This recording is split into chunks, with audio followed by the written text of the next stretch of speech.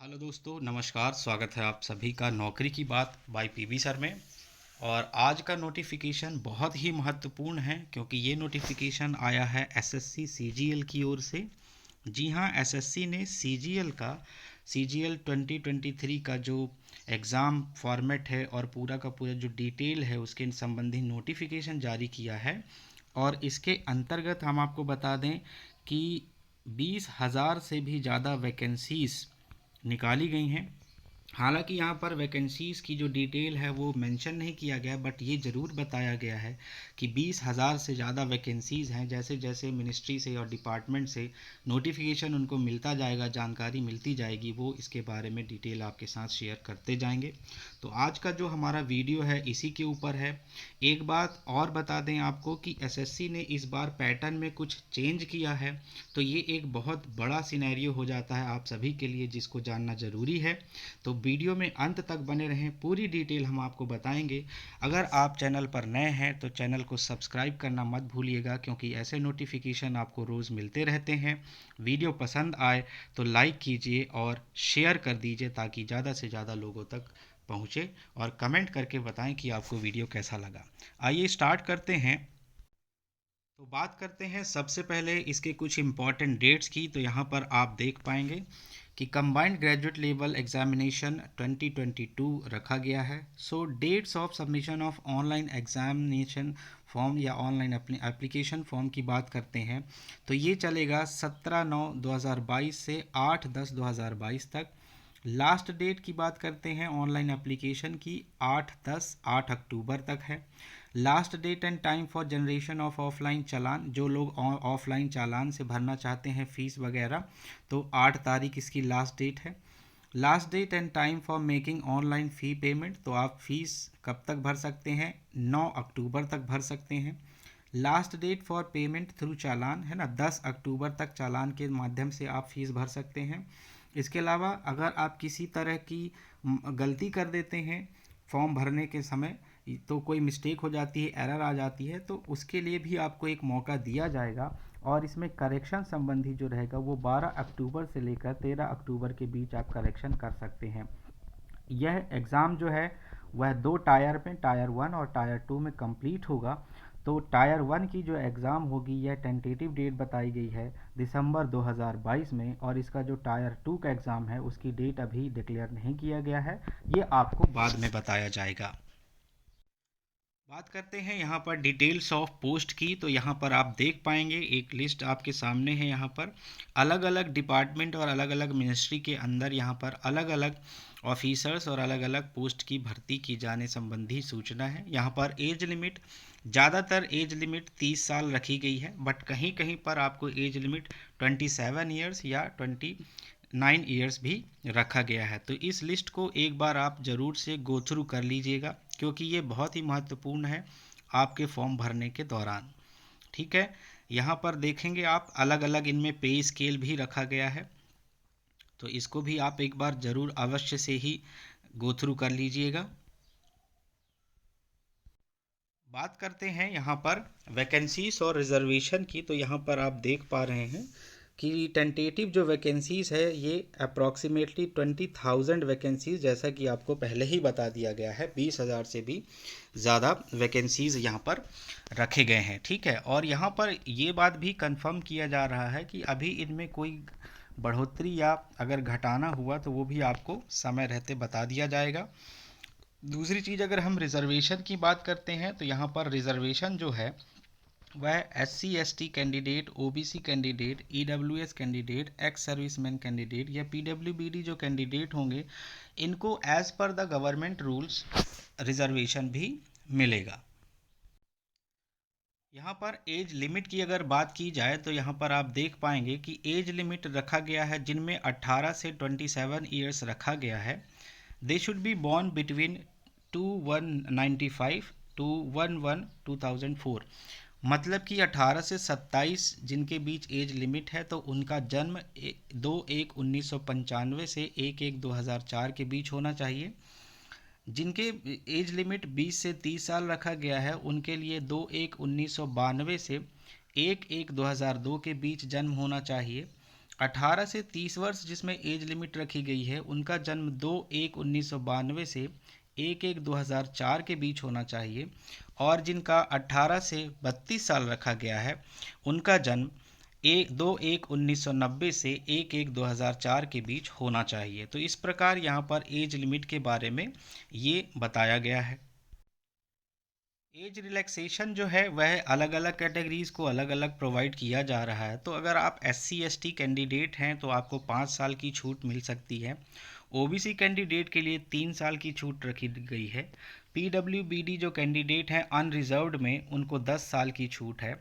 PWBD OBC में 13 साल की छूट है और PWBD SC/ST में 15 साल की छूट रखी गई है। यहाँ पर जो एक्स सर्विसमैन हैं उनको 3 साल की छूट दी जा रही है। तो इस प्रकार एज में रिलैक्सेशन भी आपको मिल रहा है। बात करते हैं एसेंशियल एजुकेशनल क्वालिफिकेशन की। तो यहाँ पर आपके पास एक बैचलर डिग्री होना चाहिए किसी भी यूनिवर्सिटी से, मतलब आपके पास ग्रेजुएशन है तो आप इसके लिए एलिजिबल हैं। हालांकि यहाँ पर अलग अलग पोस्ट के लिए अलग अलग डिज़ायरेबल क्वालिफ़िकेशन भी है। जैसे कि किसी में अगर बिजनेस स्टडीज़ को मांगा जा रहा है तो उसके लिए आपको बिजनेस स्टडीज़ में मास्टर्स डिग्री या कम से कम आपके पास बैचलर डिग्री होना चाहिए। जैसे कि CA होना चाहिए आपके पास या CS होना चाहिए। इसके अलावा आपके पास MCOM होना चाहिए या फिर MBA की डिग्री होना चाहिए फिनेंस या इकोनॉमिक्स में। तो इस प्रकार यह भी डिज़ायरेबल एक कहना चाहिए कि जो आपका एजुकेशनल क्वालिफ़िकेशन है वह रखा गया है। बाकी अगर हम JSO की बात करते हैं, जूनियर स्टैटिस्टिकल ऑफिसर की बात करें, तो यहाँ पर आपके पास बैचलर्स डिग्री होना चाहिए किसी भी यूनिवर्सिटी से with at least 60% of marks in mathematics, है ना। 12वीं क्लास में आपके पास 60% के साथ मैथमेटिक्स होना चाहिए और बैचलर डिग्री है तो आप JSO की जो एप्लीकेशन फॉर्म है उसको भर सकते हैं।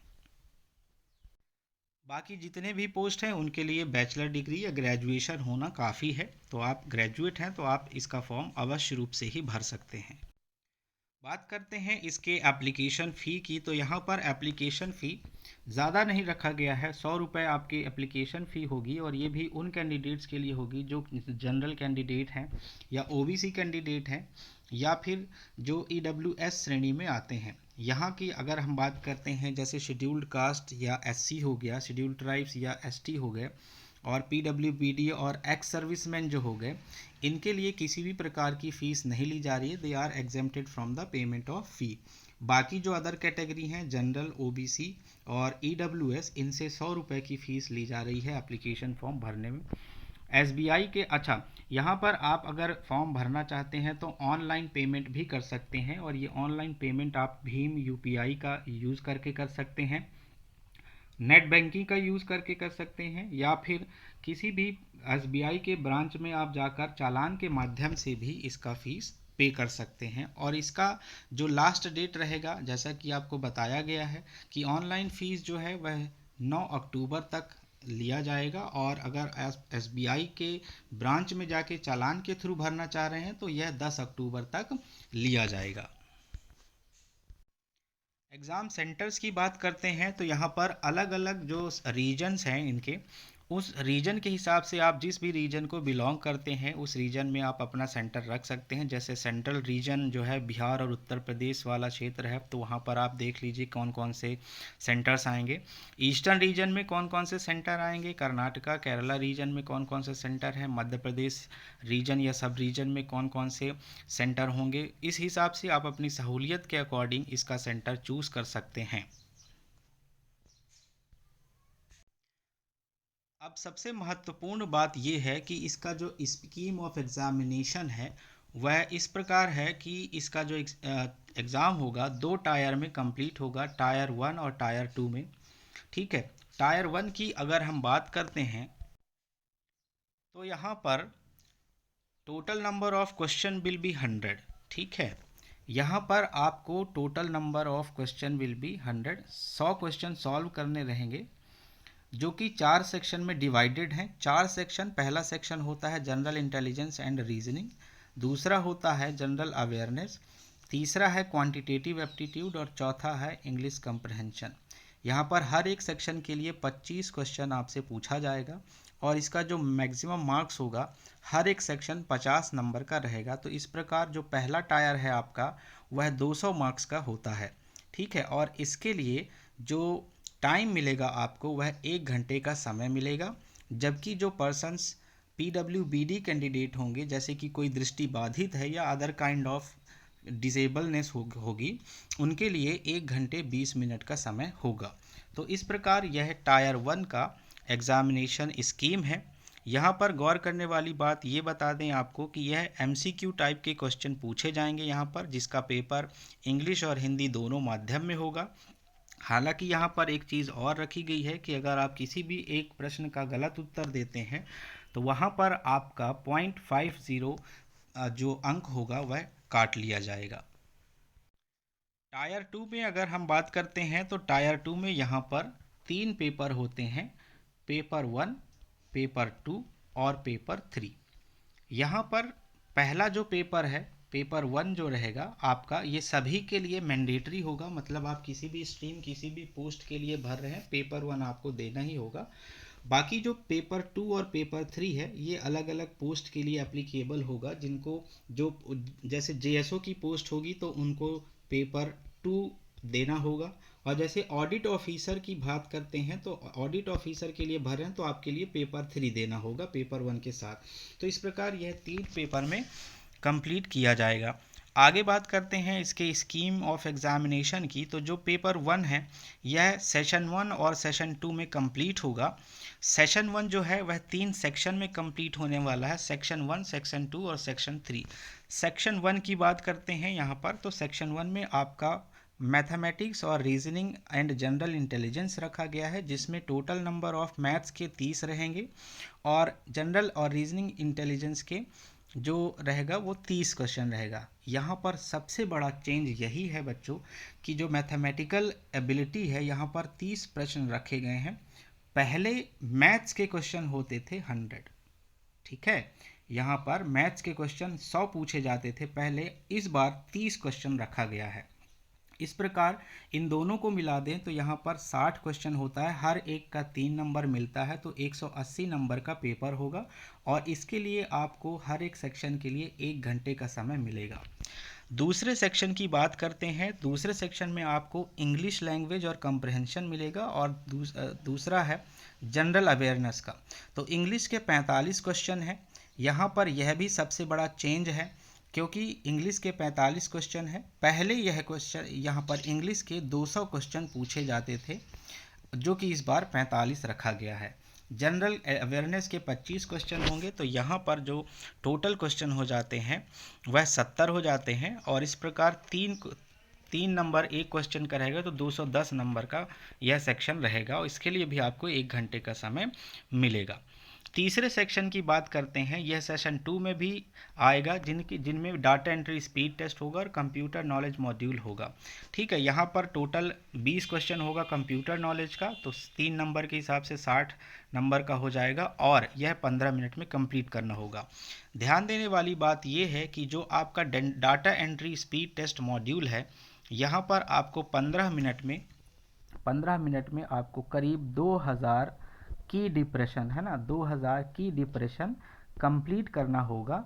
ये सबसे बड़ी इम्पॉर्टेंट बात है, इसको भी ध्यान में रखना। अब बात करते हैं दूसरे नंबर के जो पेपर 2 है, जैसे स्टैटिक्स का पेपर होगा और पेपर 3 में general studies, finance and economics का पेपर होगा। ये दोनों ही पेपर 100-100 क्वेश्चन के होंगे और हर एक प्रश्न का 2 नंबर होगा, तो 200 मार्क्स इसमें रखा जाएगा। इसको सेपरेटली 2 घंटे आपको मिलेंगे और जो PWBD कैंडिडेट है उनके लिए 2 घंटे 40 मिनट का समय रहेगा। तो इस प्रकार ये एग्ज़ाम पैटर्न रखा गया है। आशा करते हैं आपको अच्छी जानकारी मिली होगी। तो अगर जानकारी अच्छी लगी तो वीडियो को लाइक करना मत भूलिएगा और चैनल को सब्सक्राइब भी कर लीजिए, क्योंकि ऐसे नोटिफिकेशन आपको रोज़ मिलते रहते हैं। धन्यवाद आप सभी का। Thank you so much everyone. Take care and अच्छी तैयारी करते रहें। Thank you.